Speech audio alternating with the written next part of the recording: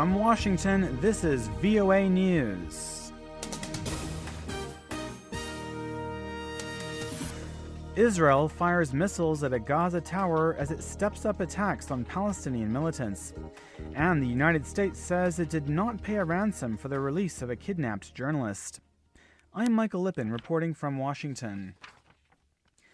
Palestinians say Israeli missiles have hit one of the tallest buildings in Gaza, wounding at least 20 people. The Israeli missiles struck the 13th-floor tower before dawn Tuesday, following Israeli warnings to residents that an attack was coming. In recent days, Israeli forces have destroyed several large Gaza buildings suspected of being used by Palestinian militants who have been firing rockets indiscriminately at Israel for more than a month. Gaza militants fired at least 120 rockets and mortars into southern and central Israel on Monday. No casualties were reported. Authorities in Gaza said retaliatory Israeli airstrikes killed at least 8 people on Monday. In another incident, a rocket launched from Lebanon landed near the northern Israeli town of Kiryat Shmona. Israel fired artillery into southern Lebanon in response. The White House says no ransom was paid to Islamic militants to secure the release of kidnapped American journalist Peter Theo Curtis.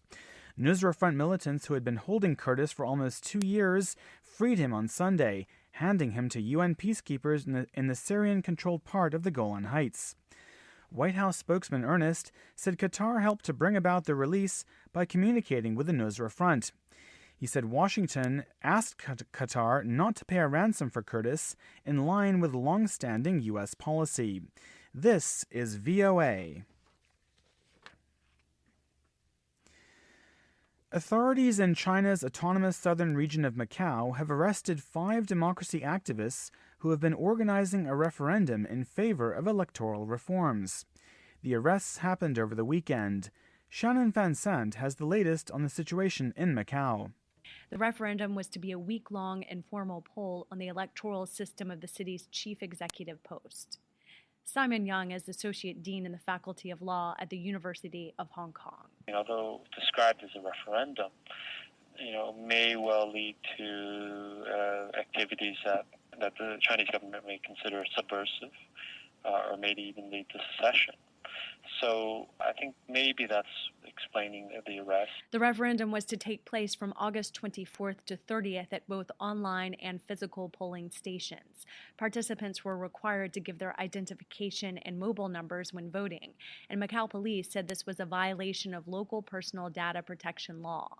But Jason Shao, president of the Open Macau Society and one of the 5 detained by police, tells VOA the charges are politically motivated. Shannon Van Sant for VOA News, Beijing. Vietnam is sending a special envoy to China to try to rebuild relations that were badly strained when Beijing deployed an oil rig in the South China Sea waters also claimed by Hanoi. The Vietnamese government says the number 5 ranked official in its powerful Politburo, Le Hong An, will visit the Chinese capital on Tuesday and Wednesday at the invitation of the Chinese government. Thousands of Vietnamese, angered by Beijing's actions in the South China Sea, attacked Chinese workers and Chinese-owned businesses in May. Nigeria's Boko Haram militants say they have taken control of a northern town and annexed it into what they call the group's Islamic State. The Boko Haram statement came in a video released on Sunday showing the group's suspected leader, Abu Bakr Shekau. In the video, Shekau says Boko Haram has seized control of Gaza, a small city in Borno State near the border with Cameroon.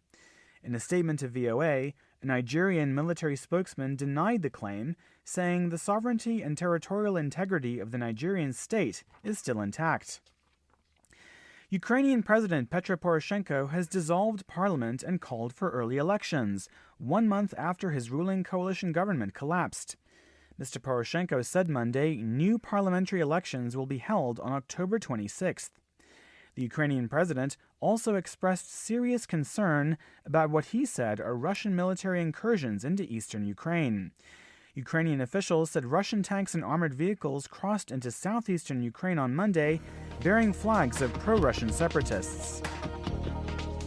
That's the latest world news from VOA.